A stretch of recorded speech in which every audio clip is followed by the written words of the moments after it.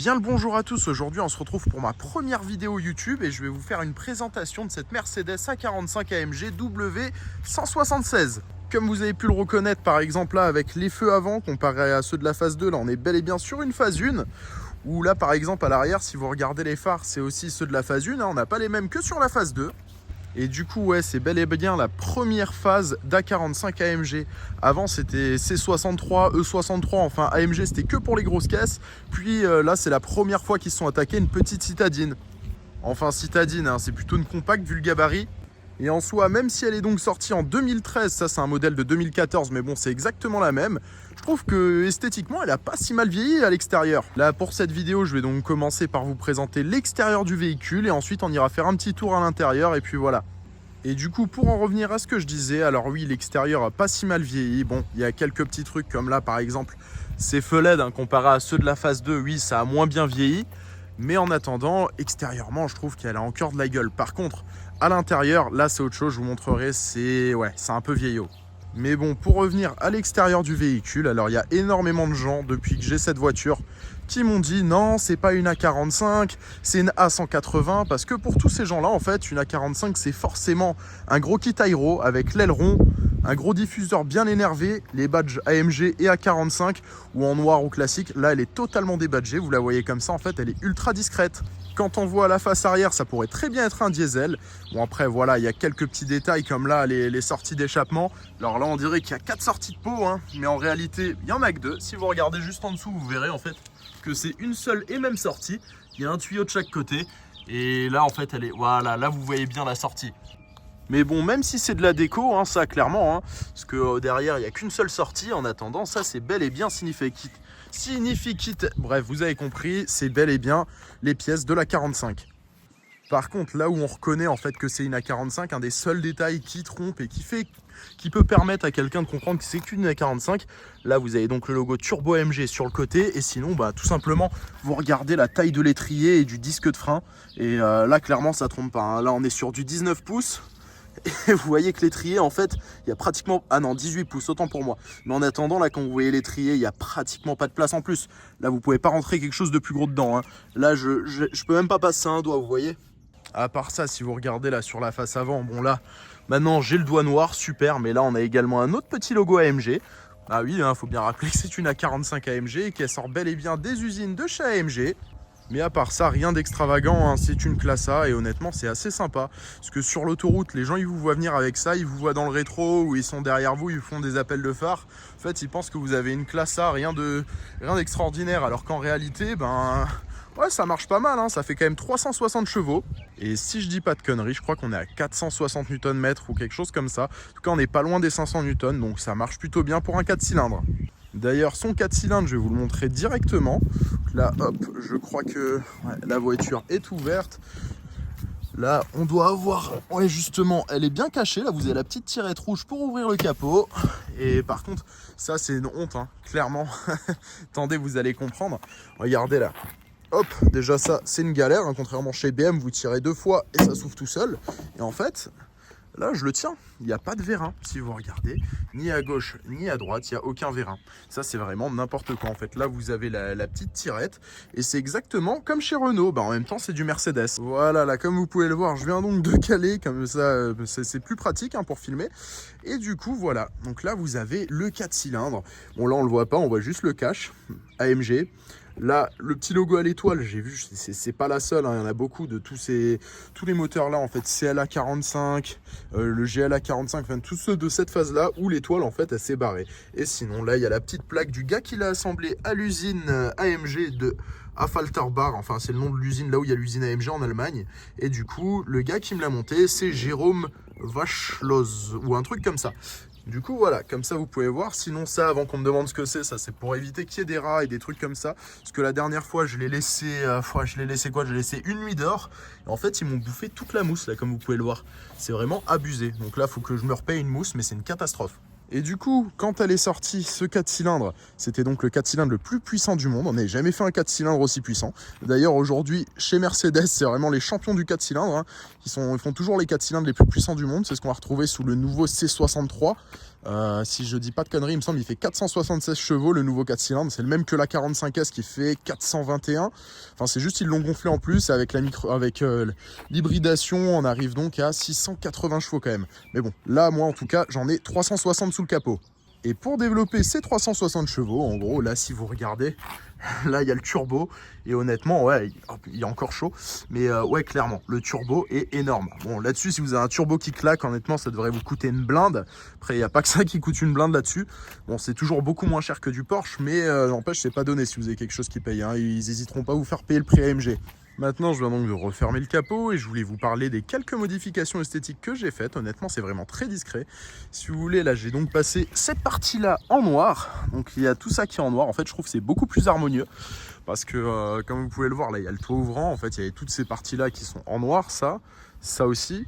Et du coup, j'ai également fait passer toute cette partie-là en noir. À la base, ça, comme la partie là devant, c'était chromé. Et regardez, là je trouve que ça lui va vraiment beaucoup mieux. Parce que par exemple, cette partie là était également en noir brillant. Et en fait, de tout mettre en noir brillant, c'est beaucoup plus harmonieux. Là, j'avais également mis cette partie là qui était aussi typée alu comme ça.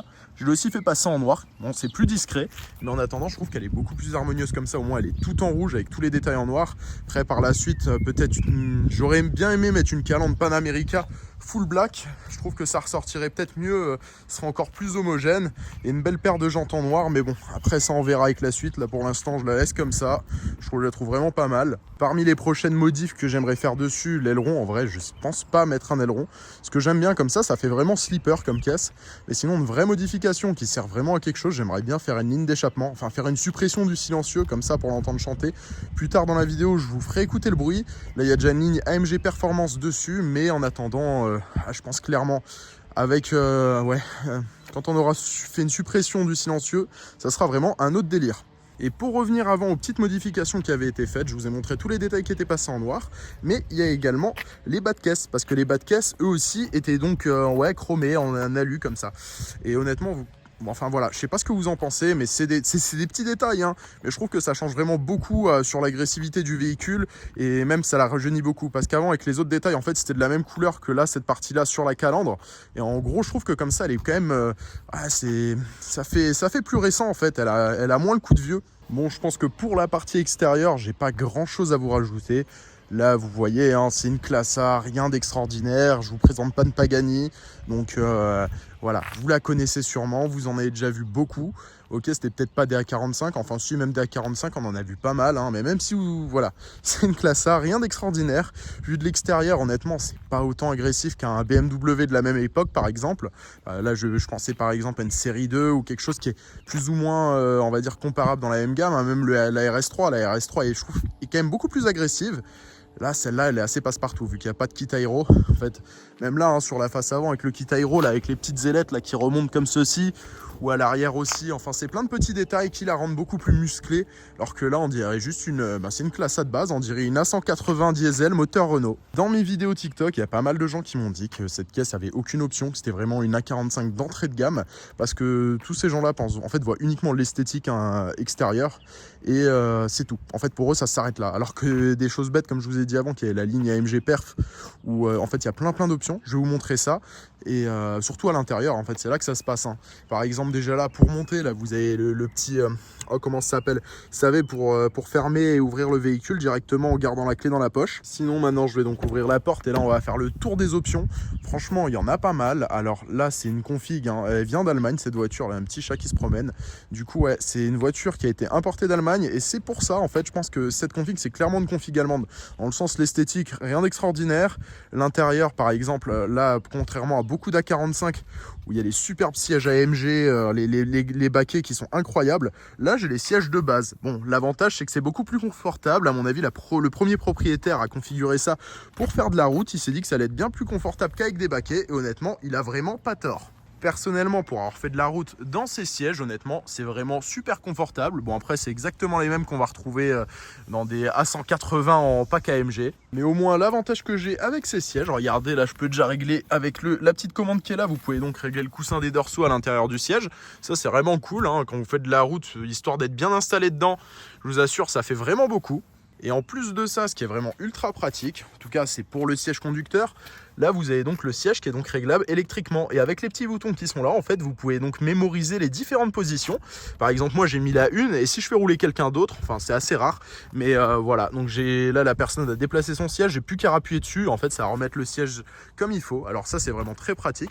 Donc ça, c'est une option, même si beaucoup de gens m'ont dit qu'il n'y avait aucune option dans ce véhicule parce que voilà, la configuration et c'était vraiment de l'entrée de gamme. Sinon, une option, franchement, que vous avez dû forcément, vous l'avez vu quoi, hein, clairement. Là, il y a donc le toit ouvrant, enfin c'est un grand toit panoramique que vous pouvez donc ouvrir carrément sur tout le toit. Et ça, clairement, hein, là, pour faire vos petits snaps, toit ouvrant, le combo avec les ceintures rouges. Ah, clairement. Là, vous avez votre snap. Après, j'ai un pote à moi, il a une 207 break. Il a exactement les mêmes ceintures rouges. Mais bon, c'est un détail. Du coup, pour en revenir à cet intérieur, honnêtement, regardez, je trouve que c'est vraiment super bien fini. Là, on a un espèce de simili-cuir, plastique moussé simili-cuir, là, partout sur le tableau de bord, avec toutes les surpiqûres en rouge. Bah, là, pareil, hein, sur les sièges, on a toutes les surpiqûres en rouge. Là, dans la portière, c'est pareil, on a toutes ces surpiqûres. Franchement, noir sur piqûre rouge, en général, on n'est jamais déçu, hein. C'est simple, efficace. Et surtout, moi, ce que j'apprécie dans ce véhicule, c'est vraiment la qualité de finition, là, avec le petit liseré chromé juste en dessous. Et en soi, au toucher, on sent quand même que niveau qualité, c'est pas si mal. Après, une autre option qu'il y a dans ce véhicule, hein, là, vous le voyez, il y a donc le système audio Harman Kardon. Et honnêtement, il est vraiment excellent. Même si j'ai eu un système audio Harman Kardon dans mon ancienne voiture, j'avais une 430D. Et honnêtement, je trouve que chez BMW, en tout cas, Harman Kardon crache plus fort que là. Après, je sais pas, c'est peut-être une impression ou dans mon souvenir, c'était mieux. Mais bon, après, il y a quand même rien à dire. Le son est vraiment excellent. Et honnêtement, ça crache quand même assez fort. Sinon, pour en revenir à cet intérieur, là, on a un superbe volant. C'est exactement le même que dans les C63, les vrais, hein, ceux qui sont mythiques, le vrai Stylite 2. Et clairement, le volant, je le kiffe avec les surpiqûres rouges. Je le trouve vraiment super beau, ce volant. En plus, il est vraiment très, très bien fini. Et surtout, si vous regardez au-dessus du volant, là, on reconnaît clairement qu'on est dans une A45 parce que déjà, on a un compteur qui va jusqu'à 320 km/h. En plus, les fonds du compteur, là, comme vous pouvez le voir, ils sont donc en carbone. Et ça fait un petit rappel là avec le tableau de bord, en fait, qui est dans une espèce de plastique moussé imitation carbone. D'ailleurs, chez Peugeot, là, dans les nouvelles 208 et tout, ils ont fait exactement la même chose. Après, sinon, parmi les petits détails, là, regardez, on va donc retrouver du piano black avec le petit liseré rouge. Franchement, on a tellement de petits détails en rouge dans ce véhicule, là, regardez, avec tous les aérateurs, je trouve ça vraiment ultra cool. Par contre, ce qu'il est beaucoup moins, hein, clairement, c'est le multimédia dans cette voiture. Heureusement, c'est pas mon délit, c'est une voiture plaisir pour le week-end. Donc, ça me dérange pas parce que, en fait, à part écouter de la musique, connecter mon téléphone en Bluetooth, je fais rien. Mais regardez ça, franchement, c'est horrible. Surtout encore celle-là, c'est une 2014, vous avez ça dedans, vu que la 45, enfin, la classe A est sortie en 2012-2013. Mais la 45 en 2013. Mais même dans les A45 de 2017-2018, les dernières, il y a toujours ce truc-là, avec tous les boutons. Croire vous appelez quelqu'un, vous tapez le numéro de téléphone, 06 machin truc, ici. Franchement, non, ça c'est du foutage de gueule. Et ce que je trouve vraiment abusé, c'est qu'il y a des Mercedes de 2005-2006, il y avait déjà ce truc-là, c'est exactement la même pièce en fait. Et clairement, chez Mercedes, on mis ça dans des véhicules jusqu'à 2017-2018. Bon après, je dis pas, la phase 2, rien à voir, beaucoup plus moderne. Mais clairement, non, là, ils ont abusé. Franchement, ils auraient pu faire mieux. Surtout, même, vous regardez, par exemple, une Golf 7. Une Golf 7, ça vaut beaucoup moins cher qu'une Classe A. Enfin, quand c'est sorti, clairement, hein, aujourd'hui, ouais, ça vaut quand même moins cher. Mais quand c'est sorti, ça valait beaucoup moins cher. C'était à la même époque. Ils avaient déjà des écrans tactiles. Ils étaient beaucoup plus, plus récents. Bon, après, voilà, au niveau des commandes de la clim, là, c'est simple, efficace. Ça marche super bien. En plus de ça, là, dans cette caisse, j'ai donc les sièges chauffants. Ça, c'est vraiment super cool. Bah, en fait, pour moi, on part du principe, quand vous avez des sièges en cuir, il faut forcément des sièges chauffants. Parce que sinon, les sièges tissus, ça me dérange pas s'il n'y a pas les sièges chauffants. Mais là, pour des sièges comme ça, vous n'avez pas le choix. Parce que sinon, en hiver, vous posez vos fesses, le cuir est froid, c'est horrible. Bref, on revient à ce tableau de bord. En vrai, il est quand même assez sympa. Mais là, il y a ce petit écran qui fait tâche. Déjà, regardez comment il est posé. Vraiment, je trouve ça, même, il est pas beau, il est tout petit. Chez BM, à la même époque, ils avaient un écran incurvé là-dedans. Vous regardez une série 1 de 2013 là, avec le grand écran. L'écran, il est super bien incorporé dans le tableau de bord. Ça fait beaucoup plus récent que ça. Et en plus, chez Mercedes, il y avait ça jusqu'en 2017-2018 sur ces classes-là. Et ça, c'est vraiment dommage. Bon, après, voilà, comme je vous ai dit, moi, le multimédia sur cette voiture, je m'en fous un peu. Mais en tout cas, si j'avais pris une classe A, pas une A45 AMG, un A180, un A220 en daily, ça m'aurait vraiment embêté de ouf. Ça m'aurait vraiment fait chier. Donc, voilà. Bon, en daily, j'ai une 116D, un série 1, avec le multimédia, marche très bien et c'est beaucoup plus pratique que ça. Surtout, la seule chose pour régler le multimédia, c'est là où vous avez donc cette petite molette, là, gauche-droite, et puis vous appuyez dessus, retour en arrière, et le bouton C, je n'ai toujours pas compris à quoi il servait, mais en gros, ça marche comme ça, le multimédia. À part ça, à côté, là, il y a 2 porte-gobelets. Bon, ça, ce qui est pratique, c'est qu'ici, vous avez un emplacement pour mettre votre carte bleue. Ça, pour payer les péages, c'est super pratique. Par contre, l'emplacement de mettre les 2 porte-gobelets là, bon, c'est pas les seuls, hein. Dans une Golf, c'est la même chose. Je trouve pas ça ultra pratique parce que, en fait, votre accoudoir, déjà, là, ça vous gêne. Et en fait, pour poser, si vous posez votre bras comme ceci pour conduire, bah là, si vous avez les canettes, en fait, c'est chiant, quoi. Moi, je préfère bien mieux qu'ils mettent les accoudoirs, les porte-gobelets juste là. Personnellement, je trouve ça vraiment beaucoup plus pratique. Mais bon, là, au lieu de nous avoir mis les porte-gobelets là, qui aurait été vraiment une très bonne chose, là, ils ont fait cette petite boîte avec une prise de chargement 12 volts en allume-cigare. Et à côté, là, on a un petit emplacement. En fait, je pense que c'est un cendrier, même s'il y a écrit ne pas mettre son allumette là. Non, pas, ouais, ne pas fumer, ne pas mettre sa clope là. En gros, c'est ça le petit logo qu'il y a dedans. Mais bon, pour moi, ça, c'est totalement un cendrier. Je vois pas à quoi d'autre ça pourrait servir. À la limite pour mettre ses clés, mais vraiment pas plus, c'est vraiment tout petit. Donc ça, c'est un peu dommage. Mais bon, à part ça, franchement, c'est une excellente voiture. Après, une option que j'ai pas, et ça, c'est un peu dommage. Là, sur le pommeau, j'ai pas le logo AMG. Et ce qui est vraiment bluffant avec ce pommeau, c'est la taille qu'il fait. Regardez, en fait, il fait la taille de 2 doigts. Là, j'ai posé 2 doigts dessus, ça prend absolument toute la place du pommeau. Bon, après, il est vraiment super bien fini, là, avec les petits matériaux. On sent que c'est dur, on sent que c'est pas du plastique. Mais ouais, il est vraiment miniature. Bon, après, c'est pas grave, hein. Vous la mettez en drive et puis après, voilà, vous pouvez passer aux palettes et tout. Mais du coup, il n'y a pas la possibilité de pousser le pommeau et conduire le véhicule en séquentiel. C'est, en fait, là, il faut la mettre en drive. Et ensuite, là, vous avez 3 modes. Donc, il y a un mode sport. Sport, c'est, en fait, vous avez confort et sport qui sont en automatique. Ou sinon, vous avez le mode M manuel. Et là, vous, en gros, le mode manuel, c'est vous êtes en mode sport. Sauf que là, tout se passe avec les petites palettes derrière le volant. Et honnêtement, je trouve que c'est vraiment le plus plaisant à conduire dans cette voiture. À part ça, au niveau de la connectique, là, ça se passe donc sous l'accoudoir. Si vous regardez, là, il y a un grand espace de rangement. Bon, j'ai mes lunettes de soleil et tout. Et en fait, là, il y a un petit emplacement avec une prise USB. Donc, c'est la seule chose au niveau de la connectique. Donc, c'est vraiment parfait pour recharger son téléphone. Ça vous évite au moins de devoir prendre un adaptateur avec l'allume-cigare et tout ça. C'est quand même cool, hein, faut dire ce qui est. Donc voilà, maintenant que j'ai fini de vous parler de tout ce qui est par rapport à la connectique et ce genre de choses, je ne vais pas vous parler plus longtemps de ce système multimédia qui est vraiment, bon, pas se mentir, hein, il est merdique, hein, il a fait son temps, là il est totalement dépassé. Mais voilà, bon, sinon à part ça, au niveau des aspects pratiques du véhicule, hein, là à l'arrière, comme vous pouvez le voir, on a quand même 3 places avec 2 places bien confortables, hein, en soi. Moi je trouve qu'à l'arrière, une fois je me suis installé qu'une seule fois à l'arrière, je trouve que c'est pas si mal. Après au niveau du gabarit, c'est une classe A, hein, faut pas s'attendre à une classe E ou une classe S en termes d'espace, mais c'est largement suffisant. Regardez au niveau là de l'espace aux jambes. En tout cas, moi je trouve que pour partir en vacances, aller à 4 personnes, ça peut encore le faire, même si au niveau du coffre, on peut se retrouver limité.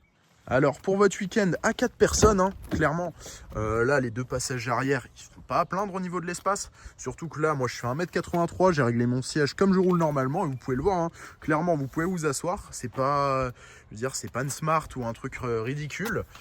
Après bon, l'autre chose qui est vraiment cool, si vous regardez là à l'intérieur, en fait, la nuit c'est rétro-éclairé. En fait, là vous avez un éclairage. D'ailleurs, la partie là aussi est rétro-éclairée la nuit. C'est un éclairage jaune. Bon, c'est un peu à l'ancienne, mais je trouve quand même c'est cool qu'ils aient fait l'effort de nous mettre tout ça. Et du coup, si vous comptez partir à 4 personnes, bah en fait, en week-end, ça va être possible, hein, vous allez avoir un sac à dos et pas grand-chose. Par contre, ouais, niveau du coffre, c'est pas extraordinaire, hein. Déjà, l'entrée du coffre, en fait, qui est taillée comme ça à cause des feux, ça, c'est pas très pratique si vous avez besoin de charger des grosses choses. Et ouais, le coffre, bah, clairement, hein, dire c'est pas plus grand qu'une Golf ou une A3, c'est plus ou moins la même catégorie. Je pense même que c'est peut-être plus petit qu'une Golf. Bon, en soi, niveau du gabarit, ça doit pas jouer à grand-chose. Je pense qu'on peut mettre 2 grandes valises faciles dedans, mais après, faut pas compter plus, hein. Allez, des petites valises, ouais, à la limite pour partir 2-3 jours, je pense que ouais, 4 personnes, c'est jouable, mais sinon, partir en vacances tout l'été et tout, je pense. À 2, ça ira très bien, mais si vous êtes 4 personnes, prenez un truc plus gros, prenez, ouais, je pense qu'il faut partir minimum sur une classe C. Bref, je pense avoir fait le tour, ben, du coup, tout ce qui est intérieur, extérieur, bon, il y a des petits détails, je vous ai pas montré, comme les petits, ouais, par exemple, là, regardez, on a les seuils de porte, là, quand vous rentrez, ceux-là, la siglée AMG, attendez, hop, ouais, il a un peu de mal avec la luminosité, voilà. Donc là, et ça s'allume la nuit. Enfin bref, c'est des petits détails. Hein. J'ai les tapis de sol AMG. Bon là, elle est dégueulasse. Il faut vraiment que je la nettoie. Mais voilà, donc c'est du petit détail. Mais maintenant, on va donc passer aux choses qui vous intéressent. Là, j'ai la petite clé. Bon, c'est la clé de Mercedes de base. Hein. La clé qu'il y a eu pendant très longtemps, je pense. Au moins pendant une dizaine d'années. Peut-être même une quinzaine d'années. Bon là, j'ai juste une coque dessus. C'est pour ça que c'est juste pour protéger la clé. Et du coup, avec cette petite clé, on va aller mettre le contact. Alors là, pour mettre le contact, ça se passe juste là. Là, regardez, hop, ça, vous enfoncez la clé comme ça. Là, tu tournes un coup, voilà, l'écran pourri qui s'allume, et là, vous repoussez un coup. Et en fait, là, quand ça se met comme ça veut dire qu'elle est prête à démarrer. Par contre, un truc très chiant, là, à chaque fois, vous avez le petit logo Eco qui se met. Donc, ça se met dès le début. Et à chaque fois, avant de démarrer, il faut directement le désactiver. Déjà, parce qu'il n'y a aucun intérêt à avoir un mode Eco sur une voiture comme ça. Parce que c'est, pour moi, déjà... Enfin, voilà. Quand on prend un truc comme ça, on sait que ça consomme un peu. En soi, niveau conso, je trouve quand même que c'est très raisonnable.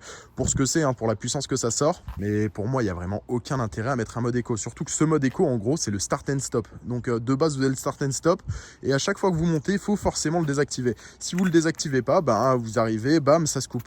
Et juste par rapport à la décharge du turbo et des choses comme ça, en fait, quand vous envoyez fort, que la voiture, par exemple, vous arrêtez, elle se coupe directement, c'est pas très bon pour le moteur et tout ça. Même le start and stop, c'est vraiment une invention qui sert à pas grand chose, et sur votre consommation, sur un trajet, ça changera pratiquement rien. Voire des fois, ça vous fera même consommer plus quand vous arrêtez genre 3 secondes et vous repartez. Et du coup, pour en revenir au niveau de la conso, hein, en moyenne, depuis que je l'ai, quand je fais une sortie où je roule quand même correctement, je me fais plaisir, je dois être entre, allez, 12 et 14 litres, même s'il y a quand même moyen d'être en dessous. Et en roulant vraiment tranquille, hein, mode confort, comme si je roulais une voiture qui avait 90 chevaux, là j'arrive à descendre sous les 9 litres. Donc vraiment, je trouve que c'est très raisonnable. Après, en consommation urbaine, peut-être qu'elle doit tourner à 10 litres, même en roulant tranquille.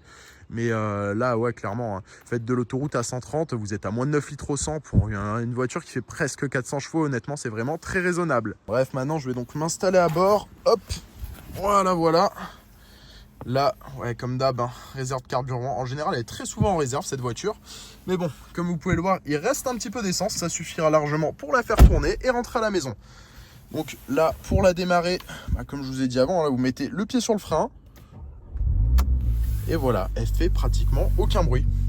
Enfin, ouais, en plus, j'ai le toit ouvert. Clairement, j'ai le toit ouvert, elle fait aucun bruit. Je vais vous mettre des petits coups de gaz.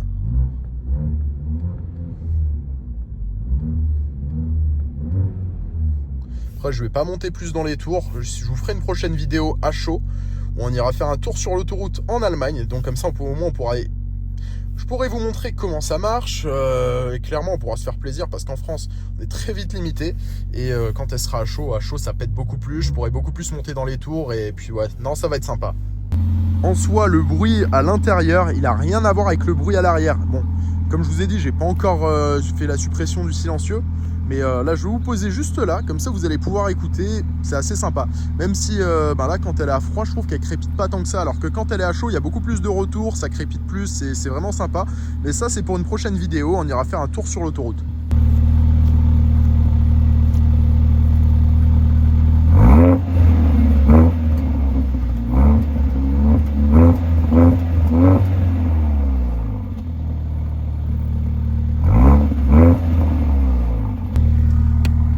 Pas ce que vous en pensez, honnêtement.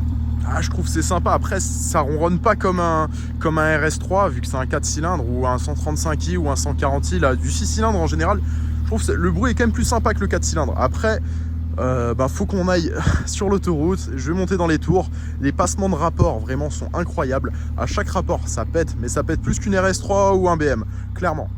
Donc pour cela, on se retrouve dans la prochaine vidéo. J'ai aucune idée de quand elle sortira. Là, c'est ma première vidéo, c'est vraiment un test. Donc n'hésitez pas à me faire un petit retour en commentaire si ça vous a plu, si vous n'avez pas aimé, s'il y a des choses à améliorer, des choses... et même si vous voulez voir d'autres vidéos sur cette voiture, n'hésitez pas. Après, je peux très bien présenter d'autres véhicules.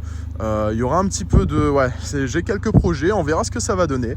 Maintenant, vu qu'elle tourne et vu qu'elle commence à être chaude, là je vais rentrer à la maison tranquille et dans une prochaine vidéo, je vous remontrerai ce véhicule et on ira se faire plaisir et vous verrez, franchement, c'est vraiment une super caisse. Pour moi, elle est totalement validée la petite A45. En tout cas, merci à vous pour tous ceux qui sont restés jusqu'à la fin, ça fait vraiment plaisir. N'hésitez pas à mettre un petit like en soutien à la chaîne. Et puis sur ce, j'espère qu'on se revoit dans une prochaine vidéo. En tout cas, à très bientôt. Allez, ciao ciao.